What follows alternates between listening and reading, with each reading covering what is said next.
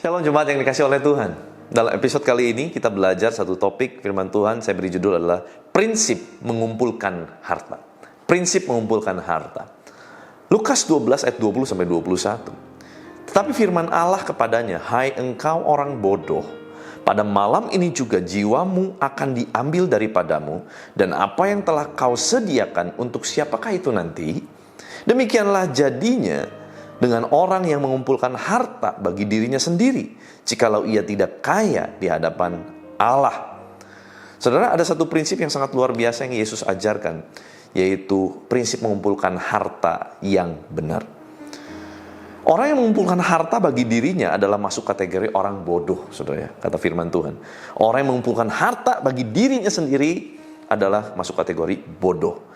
Dan yang benar adalah saat seseorang masuk kategori kaya, bukan bodoh, di hadapan Tuhan. Bukan kaya untuk dirinya, tetapi kaya di hadapan Allah. Nah saudara, prinsip kaya itu seperti apa? Kumpulkan harta bukan untuk diri sendiri, namun untuk orang lain. Enak orang lain dong. Nanti dulu saudara ya. Bukan untuk kepentingan diri sendiri, tetapi untuk kerajaan sorga.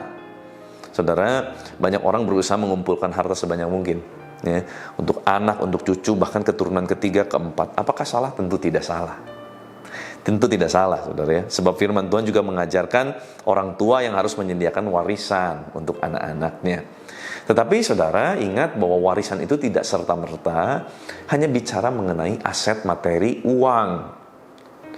Tetapi juga ada warisan rohani, warisan etika, warisan moral, warisan pemikiran yang baik, warisan attitude. Saudara, itu semua juga masuk dalam kategori warisan. Maka dari itu berhenti mengkerucutkan warisan hanya kepada hal-hal yang sifatnya lahiriah. Ada banyak warisan-warisan lain. Tentu luar biasa kalau kita bisa memberikan bukan cuma warisan rohani, tetapi juga memberikan warisan jasmani. Tetapi buat saudara yang mengalami kesulitan memberikan warisan jasmani, saudara tidak perlu berkecil hati, sebab ada warisan-warisan lain yang kita bisa persiapkan juga untuk anak cucu kita nanti, saudara ya. Nah saudara, kita perlu mengerti ini. Dikatakan orang yang mencari harta, ya, mengumpulkan harta buat dirinya sendiri, kepentingan pribadinya, itu masuk kategori orang bodoh. Kenapa? Karena nggak ada seorang pun yang bisa menjamin berapa lama kelangsungan hidup manusia. Hari ini sehat luar biasa. Hari ini juga dalam hitungan menit tiba-tiba dipanggil pulang. Tidak ada yang tahu. Maka dari itu dikatakan orang bodoh. Kalau kita hanya berpikir buat diri kita, kepentingan kita. Sedangkan hidup itu begitu singkat. Dan hidup kita semuanya milik Allah, saudara. Nah ini dia. Kita perlu mengerti konsep kaya di hadapan Tuhan. Kaya di hadapan Tuhan artinya adalah kaya dalam berbagi, kaya dalam memberi, kaya dalam menolong, kaya dalam melakukan banyak kebaikan. Itulah kaya yang sesungguhnya, saudara. Bukan cuma bicara soal aset, harta, dan lain sebagainya. Dan saya sangat yakin takaran kaya di hadapan Tuhan bukan kaya di hadapan manusia. Beda jenis takarannya, beda standarnya. Kaya pada pandangan manusia identiknya apa? Banyak aset, kendaraan mewah, perhiasan, ya, rumah mewah, ada kolam renang, dan lain sebagainya. Tetapi saudara, kalau kaya menurut pandangan Tuhan, itu janda 2 peser. Itu kaya, ya. Dikatakan janda 2 peser itu lebih kaya. Kenapa? Karena dikatakan dia memberi dari apa? Keterbatasannya, dari kekurangannya. Bahkan dia memberikan seluruh hidupnya, seluruh nafkah untuk hidupnya diberikan, walaupun cuma 2 peser.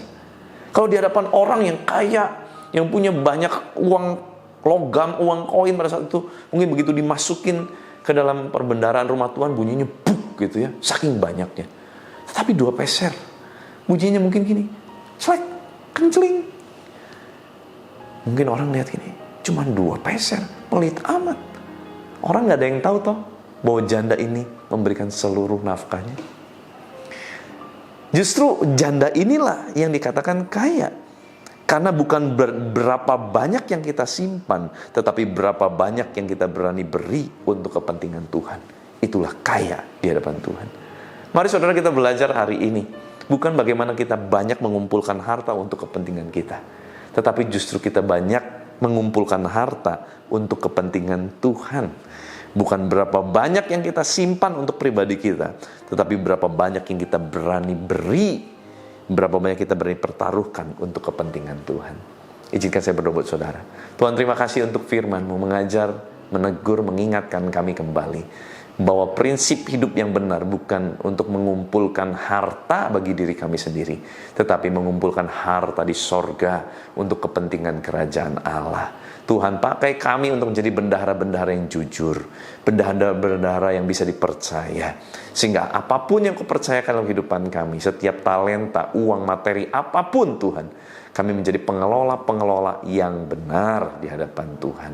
Terima kasih Bapa. Berkati seluruh aktivitas umat-Mu sepanjang hari ini. Jadikan mereka berhasil Tuhan. Seperti janji firman-Mu, Kau akan mengangkat mereka naik dan bukan turun, menjadikan mereka kepala dan bukan ekor. Terima kasih Bapa, biar kuasa kehidupan Kristus dan kuasa kebangkitan Kristus mengalir, memerintah atas kami di dalam nama Tuhan Yesus Kristus. Haleluya, sama-sama kita katakan amin. Tuhan Yesus memberkati.